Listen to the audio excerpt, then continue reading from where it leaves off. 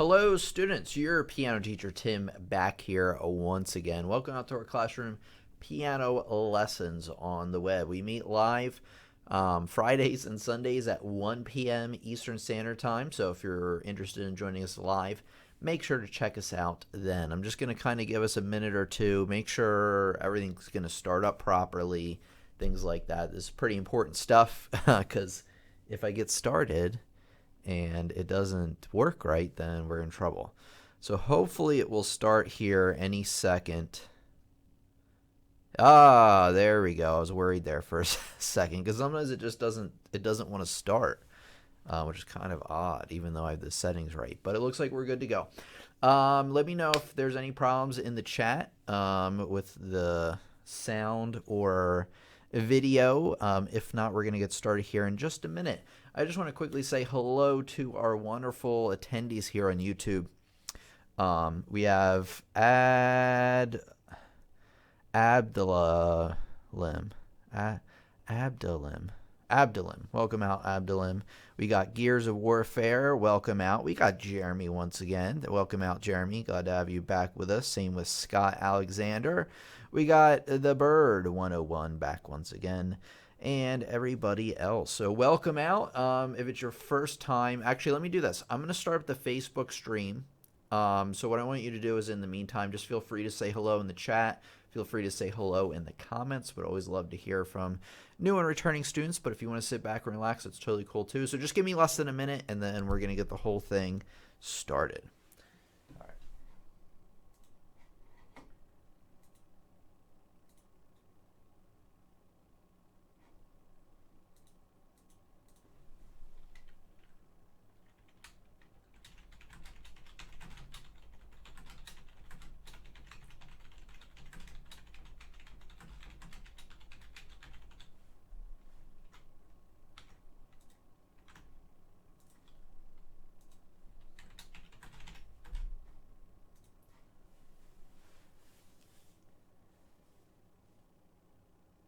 Hello, students. Your piano teacher, Tim, here, back once again with another exciting lesson for all of you. If it's your first time out and you're watching on Facebook, make sure you like our page. If you're watching on YouTube, make sure you subscribe and you have all notifications turned on because we have new lessons coming out all the time, and you don't want to miss a beat. All right, we're going to get started here. I'm going to do the intro, and then we're going to go from there. Hello, students. It's your piano teacher, Tim, here, and there are three main things other than notes you can add to your piano playing which will make your pieces sound way, way better. Let me show you the first one. Okay, first timers here. Welcome out to Music and Truth. And Armin, welcome out, everybody, all the first timers and all the returning students as well. All right, here we go. Let me get up my notes here because it's always better to be a little prepared. Make sure I cover everything. Okay, here we go.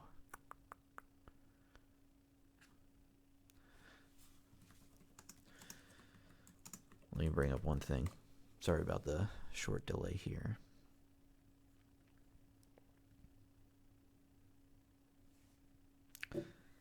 Okay.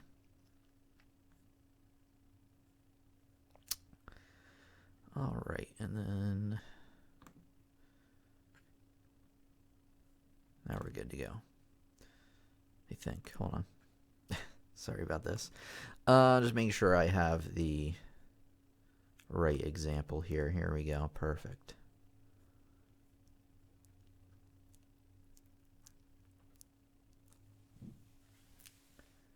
Okay, the first thing you need to be on the lookout for are articulations. Now, what in the world is that? Well, obviously, when you have notes on the staff, it's going to tell you basically what note to play and where on the piano to play that note. But what about, like, how to play each note, right? Like what if I wanted one note to be short? Well, you would use what's called a staccato, that little dot there, and you can see that there's the little slash mark. So articulations are all these markings in the music beside the dynamics. I'll talk more about those in a second, but all these markings in the music that tell you how to play each note.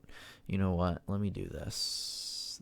I don't like this page so much. There's better pages here for this. And then anybody that's new tonight, generally what happens is that next week I'll release the edited version of this, so there won't be any fluff or anything if you don't like that. But doing it live, there's some things you run into. All right. Yeah, you know what? Yeah, no, this is fine. Hold on.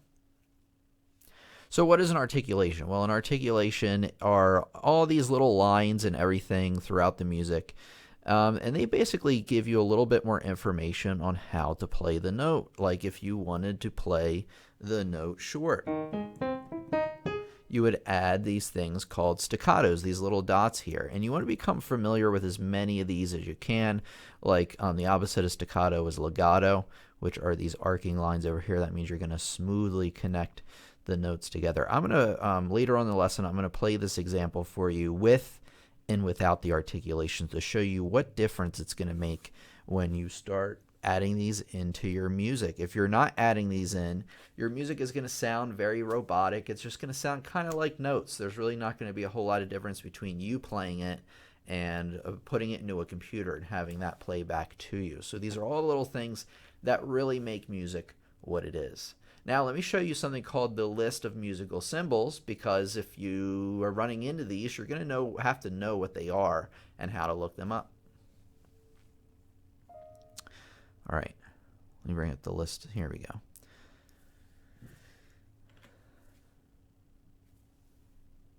Okay, the list of musical symbols is actually a Wikipedia page, and I tell you right now that it's actually pretty darn accurate. I haven't found anything in here that's not correct. Anyway, basically what you do is if you find a symbol in your music, you have no idea what it means, is you scroll down on the list of musical symbols, and you will find it eventually. Some things are more obscure than others. Some not so much. So, just by scrolling down the page, it's not a huge page, you're going to eventually run into, say a glissando or whatever you have written in your music, and then you read about how to play that. And if you absolutely have to, maybe look up a YouTube video from a certain YouTube channel on possibly how to play each of these things. They also have some of the other things we're going to talk about here in a few minutes. But basically some articulation marks you definitely want to be aware of are staccato. The different types of staccatos, there's a bunch. The accent, playing the note louder. Tenuto, which is playing the note its full value. Marcato, fermata. And those are the ones you're probably going to see the most. You're also going to see ornaments, which we'll talk about here in just a minute. Okay, before moving on, I do want to quickly check in with the chat, just make sure everything is running and everything's good to go. All right, it looks like everybody is perfect. All right, great. So we're going to continue here. Okay. Let me bring up my little example here. Here we go.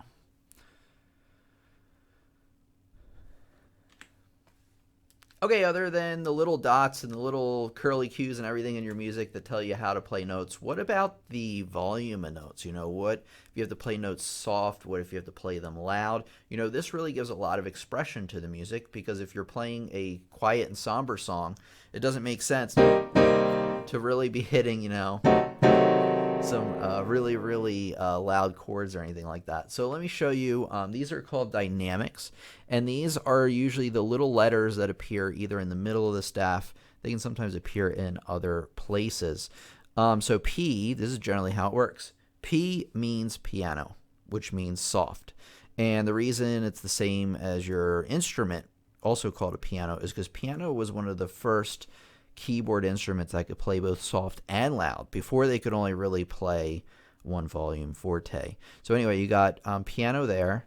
And then F, as I just mentioned a second ago, I'm seeing if I can find one right off the bat here. It's usually kind of rare to not be able to find any. That one's a little bit different. But anyway, F is forte for loud. And basically how it works is you can think of them as two things on a spectrum. P, all the way to the left is soft. F all the way to the right is loud. If you have double P, that's very soft. That's called pianissimo. If you have double F, which I saw one here a second ago maybe, but anyway, if you had double F, that would be fortissimo. That would be very, very loud. In the middle, you would have mezzo piano, which means medium soft. So think about when you put an M in front of something, it's going to pull it towards the middle of the spectrum. And then if you put an M in front of the F, it'll make it less loud, actually, pulling it towards the middle. And I'll try to edit something in here so to show you that spectrum a little bit better. Crescendos, you want to be aware of these, are the lines. Basically, it's like a volume bar. You're going to get louder throughout those. And then the decrescendo, also called the diminuendo, is you're going to get soft there. So become familiar with the main types of dynamics. Again, if you want to get out that list of musical symbols,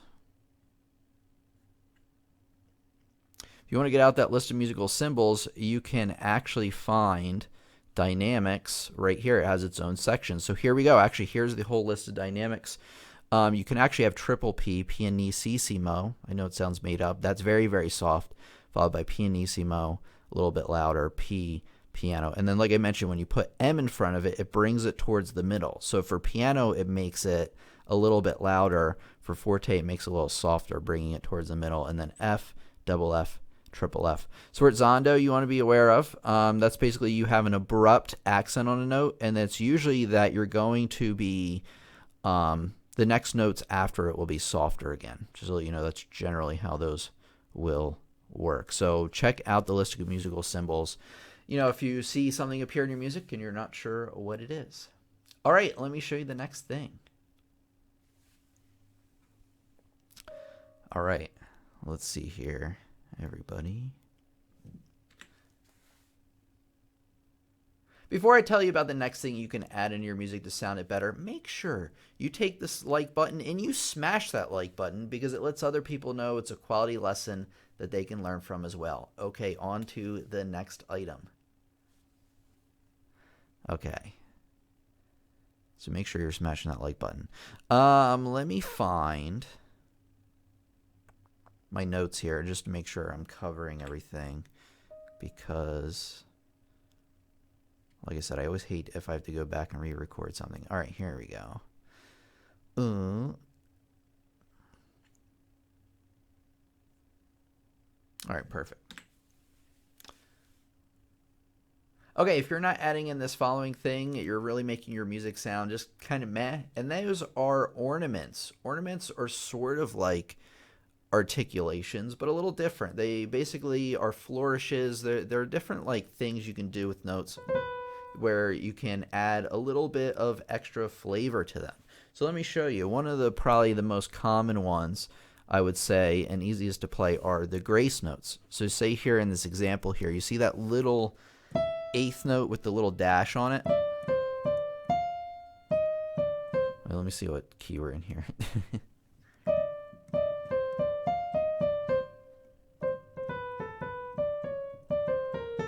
All right.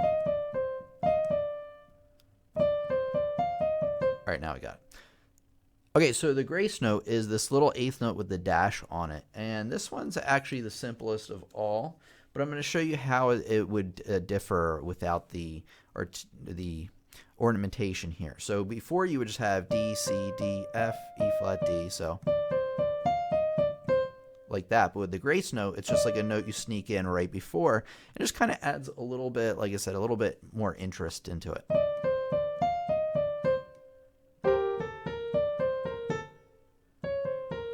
Like that. Just like that.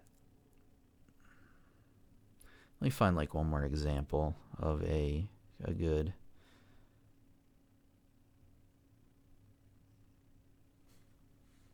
Actually, you know, this is a bit better of an example.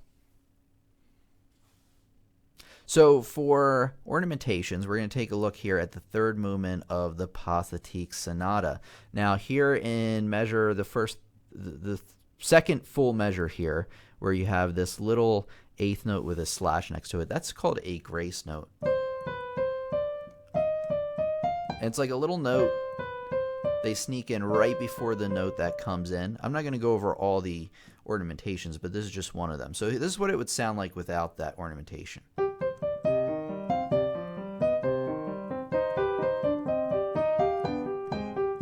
Which sounds okay, but now I'm going to add in the eighth note there into that second measure.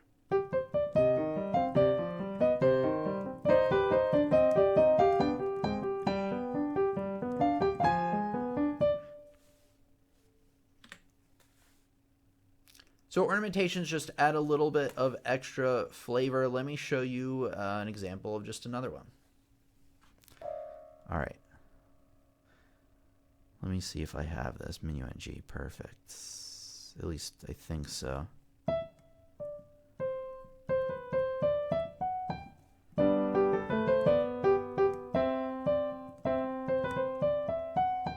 Okay.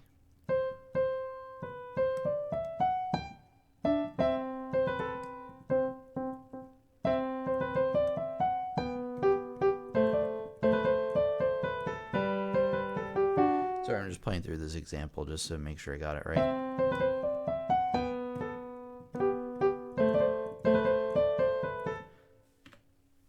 Okay, another example of a mordant is from the Minuet in G by Petzold. And in the third measure here, you can see you have this weird squiggly with a line through it. So that's another ornament. And basically this time what you're going to be doing is playing the note that's written, the note underneath it, and the note that's written really quick.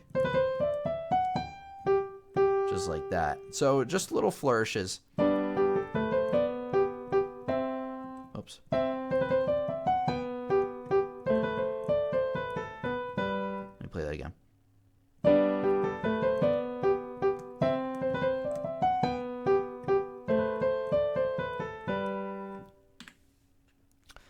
All right, I think you get the idea. And then let me see here. Hold on.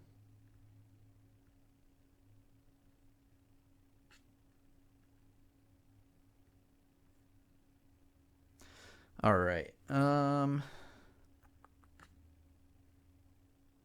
Where is it, guys? Where is the list of... Oh, here it is. Sorry about that. All right, there's one more thing I want to show you here.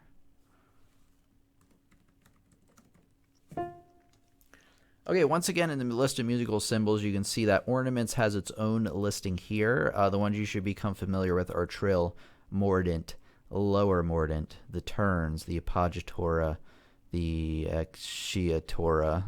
I'm sorry, I can't pronounce that quite right. That looks like a grace note to me. Oh, okay. I guess that's another way to write it. But anyway, use your list of musical symbols to figure these out. There are obviously a lot of things to keep track of in music. Even if you've been playing music for years, you're still going to see things that you're not familiar with. So I highly recommend you check it out. I'll put a link for you in the description. All right, let me check in with the chat, see how everybody is doing. Grace notes are in rivers, flows within you. Yep, they're in a ton of different types of music for sure. So I'm just checking in with the chat here. How long is the grace note? Sounds much faster than an eighth note. Yeah, it's much faster than it. It's not actually an eighth note. It just looks like an eighth note. You actually literally fit it in right before the note that's written. So if it's like...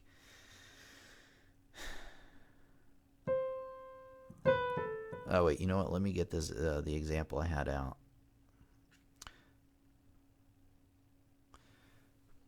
So like right here, like when you have this grace note right here, making it nice and big, normally you would just play the C. You just play the C, B, C, D like that. But this, it's like almost like you accidentally hit the wrong note there. But you still want the C on the beat that it's supposed to appear on. 3 and 4 and 1 and 2 and 3. So that's how those work. I'll make a lesson just on those at some point. But today I wanted to give you like a pretty good overview generally on what you should be looking at. Bam and Molly is falling asleep. Well, wake up. What's wrong with you? No, I'm just kidding. We got Peter says, hi, Tim. Hello, Peter. Glad to have you with us once again. Or even if it's your first time here, I'm not sure. Okay. Bam and Molly says, hi, everyone. Managed to get up. So I assume it's late there for you. Bam and Molly. All right, everybody. Before we continue, let me do this. Because there's an important announcement I want to make. Make sure I get to it, actually. Okay, so if you're digging what you see over here on my YouTube channel and you want to learn more about piano and music, well, I have the thing just for you. So over on my website, pianolessonsontheweb.com, I have courses, over 20 courses designed to help you learn not just piano, but music theory, improvisation, rhythm, ear training, and pretty much anything else I found that you would need to be a well-rounded musician. This is all the same instruction that's been passed along to me over the years. Now, the great thing about these courses when compared to, say, the YouTube channel, because I get that question a lot, what's the difference, is that these don't only include instructional videos. Like usually on YouTube, I'll cover something and then maybe give you a little assignment maybe, and then we'll move on. Well, this, you'll be introduced to topics throughout through a video with PowerPoint notes to accompany that. And then essentially what you're going to do is you're also after that going to get assignments, real sheet music to play, and a lot of other things designed around those topics you just learned so that you're not just like learning something and moving on, but you're learning them, practicing, and mastering each topic as well. And whether you're like a beginner who needs a solid foundation to build on, or you have experience already and you're looking to advance your skills, these courses will definitely help you out with that. And of course, you can contact me anytime with questions through email about what you're learning, and I'd be more than happy to help you out with that. You can read some of the other features there on the website on your own. One thing I want to tell you about, especially right now, is there's a spring sale going on. So all of my course packs are discounted. Now, you can purchase courses individually, but what I recommend you do is you pick up a course pack, because one, you're going to save a lot of money, and two, these are all designed based on where you're probably at in your piano studies. So if you just found out about me, or you've been following me for a while and you just really want a really good solid review, make sure you have that really good solid foundation to build on. You want to check out the beginner's pack. It has 4 courses in one. Courses are normally $29.99 a piece, by the way, so this is $39.99 for 4 of them together. But basically, you can click on any course included in the pack. You'll be taken to the course description page, where you're going to see what you're going to be able to do at the end of the course, what you need to know ahead of time, the pieces that you're going to be learning, a general guideline on how long that'll take you to finish the course. It really depends on each person pretty drastically, but kind of give you a little guideline there. And then like a sample video from the course. So feel free to check those out. This is like the really core of what you're going to need to build off of. And then obviously if you've been following me for a while and you know the basic stuff pretty well, you might want to check out the intermediate course pack. Take a look at the courses in there as well and what they cover. There's a 30-day money-back satisfaction guarantee. So if you're not satisfied in 30 days, I'll give you a 100% refund, just simple as emailing me. Okay, I'm trying to think if there's anything else I should cover there. So the sale ends on April 4th. Make sure you go to pianolessonsontheweb.com right now to jump on it. Don't wait too long to enroll. Like you might be thinking, oh, well, April 4th, that's a couple weeks away. If you're anything like me, you're going to forget, and then you're going to be kicking yourself because you're going to have to wait months and months before there's another sale again. So like I said, if you're digging the YouTube stuff, I really want to tell you about that, because not only is it a great way to invest in your own music education, but it's also a great way to invest and help out the channel as well. All right, bringing it back to the stream here. I'm going to take a quick drink of water because my throat's a little dry, and then we will resume. It should take probably less than a minute, actually, because I have the water over here. Hold on.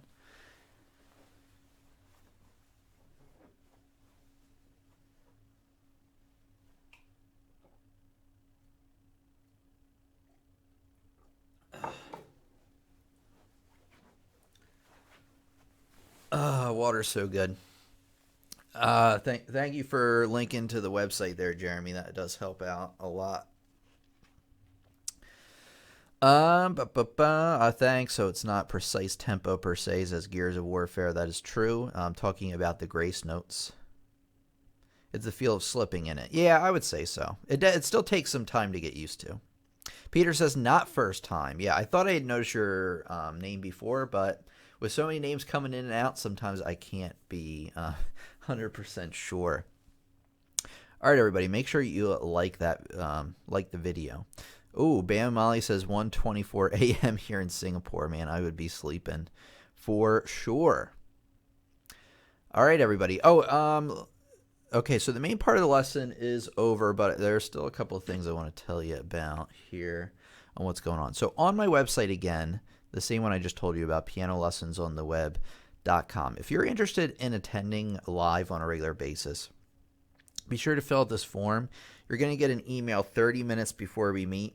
I'm actually making it 60 minutes now. So you're going to get an email before we meet as a reminder, which is a lot better than YouTube because YouTube's very hit or miss with that. Anyway, the more important part of the page, scrolling down, is the calendar because it shows you what we're talking about and when. So Sunday, we're going to be meeting again here in 2 days. It's going to be my process for learning a piece. This was actually a recommendation from one of our longest running students, Rich Bryan. He goes by in the chat, and he gave me this kind of recommendation. I do a list on that. So I decided to do it. Anyway, the following Friday is a left-hand training routine. So if you're interested, if say your right hand's always way better than your left hand, and you're looking for something useful to practice to catch that up, you want to check out next Friday, same time, 1 p.m. Eastern. Next Sunday, the Sunday after that, the 31st, is the Student Showcase. I have a couple of submissions. What the Student Showcase is that I review recordings of our students that send me recordings throughout the month of their playing. If you want to submit for the Student Showcase, submit your submission to Tim at lessonsontheweb.com. Or you can do it through the Facebook page. You go to the Piano Lessons on the Web Facebook page and message me there. I would prefer if it's like a URL or a link on YouTube or something like that. But if you send me, you can also just send me the raw file if you can send it as an attachment. So try not to make the recordings too big. I limit one piece per student per month. So you can submit every month to the Student Showcase. You just can't submit multiple times or send me a recording of you playing 4 pieces. I'll only pick one of those to do. And try to make them on the shorter side. I mean, I would recommend that the recording go no longer over 10 minutes. Even shorter would be great, but up to 10 minutes would be fine because some longer scale things would take that long. So that's how it works, and I'll be reviewing them then. And then you can check out basically what we're going to start talking about in April. Hey, I just want to quickly thank Peter for the $50, I forget what kind of currency that is, NOK. Thank you so much for your super chat. I really appreciate it, and it's a great way to support our channel, and thank you so much. All right. Yeah, it's raining here too, or it was earlier. All right, any questions about what we talked about today? The bird says can't do a recording this month. I don't have anything finished. Well, that's perfectly fine. You can submit for next month. All right, yeah, I'm just going to hang around for, maybe any questions we have come in. I know today's live stream lesson was a little bit shorter just because the topic really isn't that something to make a long lesson about. One thing I'm learning about making YouTube lessons or videos is that you don't want a video to be too long unless it warrants it. So I don't like to add in a lot of fluff anymore. I just kind of want to get to the point, and however long it takes to cover that point, is what I do on the channel. Because one thing I realized also is I tend to repeat myself a lot. And it's because I used to teach kids a lot, and I still do teach quite a few kids. But the thing you have to know, like, about teaching kids versus making videos is when you teach a kid or even adults, you want to repeat yourself quite a few times. I mean, you can obviously overdo it, but you don't want to introduce something once and then move on. But one thing I learned about making YouTube videos is it's okay to introduce something and then move on, or maybe mention it again maybe once other than the initial time. You don't have to repeat as much because it's a video. People can watch it as many times as they want. So that's one thing I learned. I know you guys probably are like, talk about music, not YouTube. I love YouTube though, in a way. It's literally it can be stressful at times, but it's pretty cool overall. You do an awesome job, Tim. That's all that matters to me. Thank you very much, Jeremy. Appreciate that. Bernadine's here. Hello, Bernadine. Welcome out. Hello, everybody. Hello, Bernadine.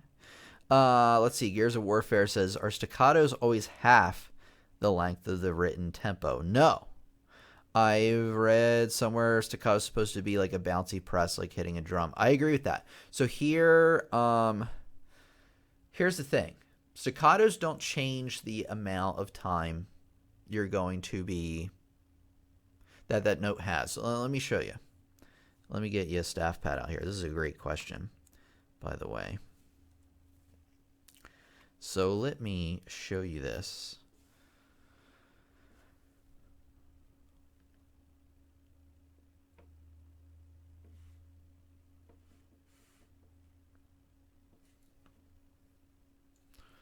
Okay, I'm going to draw 4 quarter notes.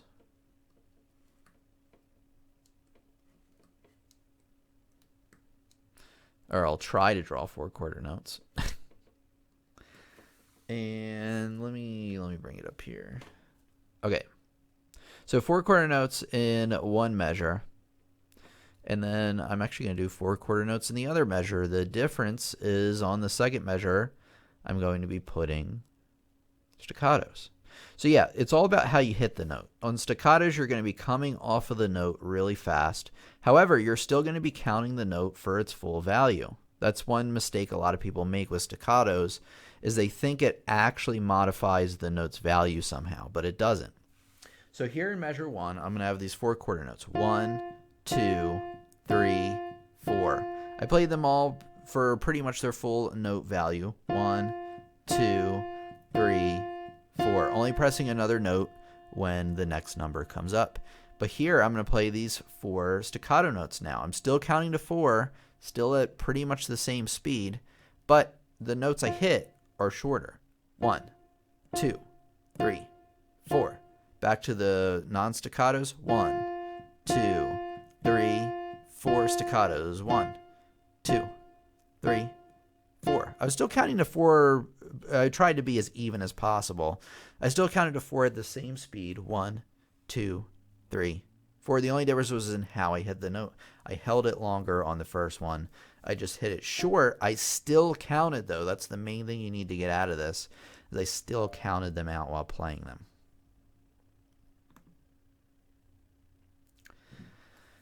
All right. Hopefully that helps clear it up for you a little bit. And then Peter says, I agree that you're awesome. Thank you so much, Peter. Thank you so much for that. Bea says, hey, Tim, been watching for a while. Great lessons. Thank you so much. Really appreciate that, everybody. Make sure you're subscribed. You have all notifications turned on, and like that video. Gears, think of staccatos as it's on fire. Yeah, that's a good one, too. A good suggestion from Jeremy is pretend like you're touching a hot frying pan. You know how you'd be like really quick to come off of that. So staccato, you can do that. Roxana gives a little bit more information here. In staccato, does your finger strike the key by falling on it, or does your finger stroke the key fast? I think of it more as a bounce. You know, you hit the key and you bounce up. So that's the way I think about it.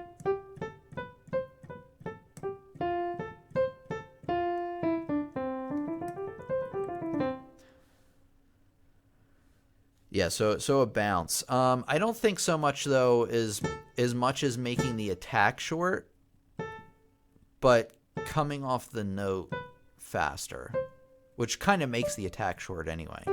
It's really hard to explain. Except I just did. I think I did an okay job. Let's see. Thanks very much appreciated, says Gears of Warfare. You're very welcome. Glad to have you with us today. And then Raindrops by Michael Aaron. Quite hate it. You hate it? Well, that's not cool. Fizzo Dude, do you have a lesson on how to best place your fingers for chords? I always use the least economic fingering on piano. The only thing I have so far, I'm going to have to make another lesson on this. Let me try to find something for you really quick. I know one lesson that's out there that I have.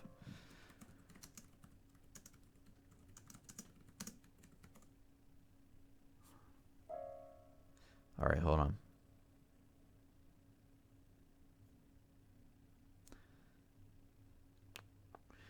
Okay, I have scales with all the fingers. I don't think I have one with chords, but a general rule of thumb is I want you to check out the video I made on the topic on proper piano fingering.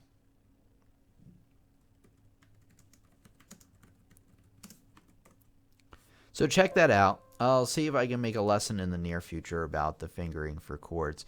I guess I could give you a little bit of information now, huh? So with triads in root position, meaning that they're evenly stacked. With left hand, it's 5-3-1. Right hand, it's 1-3-5. Pretty easy. Now, that changes slightly for the first inversion chord. Basically where you're taking the bottom note out. You're switching up the order of notes in the chord. So you have C, E, G, but now you got E, G, C. Same three notes, different order. This changes in the right hand because now you're going to have 1, 2, 5. Left hand still 5-3-1. So left hand strangely does not change. You basically want to be placing your fingers where it's comfortable for you though. And then second inversion, it's back to 1-3-5, 5-2-1, then it changes there. So think about it, root position, pretty easy. Your fingers will hit just straight on. First inversion, it changes up slightly with the right hand because it's a bit easier to hit your second finger there than your third. And then when you invert it, you have to do the same thing with your left hand. So that's just the very basics of it. Hey, welcome out, Fazzo Dude. I believe you're new here. So you're very, very welcome for the lessons. Okay, got some pretty good questions coming in here. I'll stick around for a little bit longer, I think. Just thinking about if there's anything I want to cover with you guys that's coming up. I don't think so. I'm liking the 1 p.m. live streaming time a lot better. I have more energy for one, and two, it's just better. You know, the sun is shining, all that good stuff, and we're finally in springtime, at least where I'm at. Okay. All right, any other comments or questions about what we talked about today? If not, we'll be coming back on Sunday for, which one was that? That was the left-hand one, right? No, my process for learning a piece, and then the next Friday is the left-hand one. But I'll stick around for here for a few minutes. Best time for me, says Music and Truth. Glad to hear that. I know some people can't make it, unfortunately, anymore, but new people could, so that's awesome. Okay, Fazzo says new to your chat, not new to your posts on YouTube. Thanks, you're very welcome, Fazzo Dude.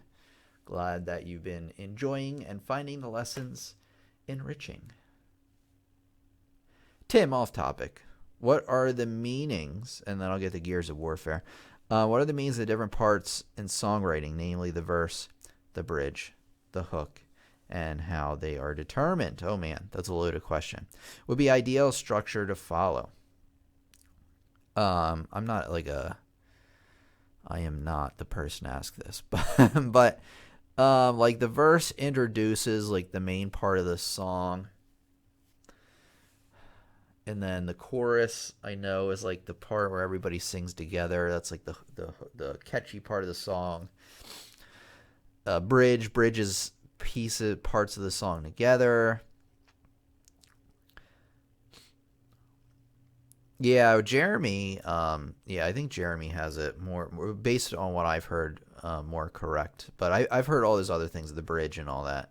Yeah, the verse, the chorus, the bridge, and then the outro. Yeah, I'm not huge on that. I can make a lesson on that, but I can't tell you right now because I'd have to go over my notes and my knowledge of the years and kind of compile it. Do you know how many bars for a verse and all? I want to say 8. I think so, because I think it's like a 4-bar phrase and then another 4 bars to make a period. So I would think 8, but I'm just kind of guessing here. So you know what I'm going to do is I'm going to write this lesson idea down about song structure. So just give me a second here. And let me get this idea down. Good idea, though, for sure.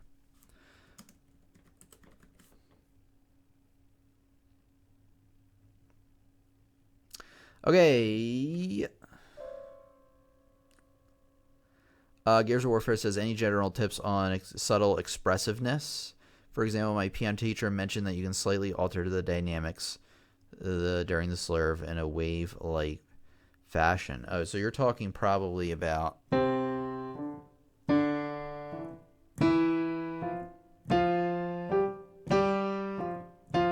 where you come off the second one. Not off the top of my head do I have any of those. I mean, that's a good one, the one you mentioned right there. I do know in general, as you're ascending on the piano, you want to get louder, and then descending, you want to get softer. It's not 100%, and you want to go by whatever the composer tells you in the sheet music, but that's another one. But I don't have that many off the top of my head, but I could certainly make a lesson on that.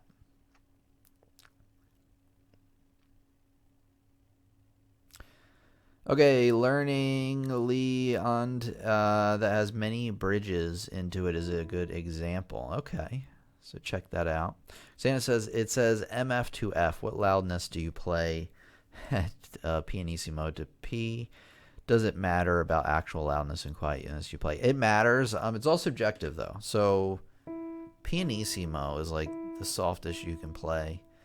Piano is like slightly louder than that. Mezzo piano, I'm hitting them too loud. Mezzo piano. You basically just want to make sure that mezzo piano or pianissimo is at the bottom, and then whatever you have after that is louder than the pianissimo.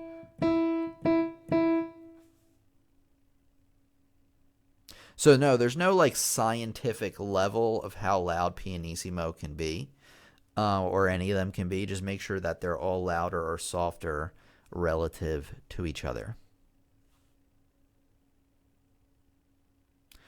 All right, everybody. Remember to check out piano lessons on the web.com to check out the courses I have. That'll help you learn a lot more about piano and music. Just throwing that out there because the spring sale is going on right now until April 4th. So remember to check that out after we're done today. We're going to be meeting on Sunday at 8 p.m. Eastern Standard, not 8 p.m., 1 p.m. Sorry, I'm used to the old time. 1 p.m. Eastern Standard Time. So if you want to check us out live again, that's when we'll be meeting. I think that's it for today. Let me see if there's anything I quickly missed. Apologize if I did miss anything. That happens too often these days because of all the great questions we have from the people in attendance. Okay, everybody. I think I'm going to end it there today. And I'm just trying to think if there's anything else I want to tell you. Let me do an outro, and then I think we'll adjourn for today. Okay, let me think about this.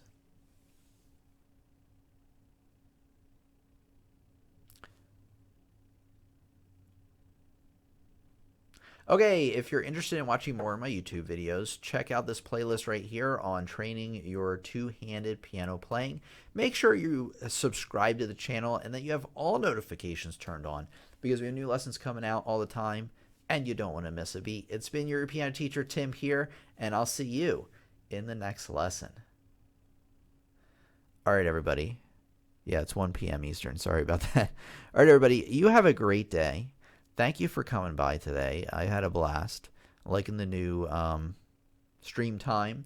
And I guess that's all I have to tell you for now. Anyway, Tim out. Have a great day. And I'll talk to you soon. Laters. All right, bye, everybody. Let me just say bye, everyone. Thanks for coming out. And subscribe to PewDiePie, please. T-Series is winning. Thanks for coming out today. All right. All right, everybody. So long. See you soon.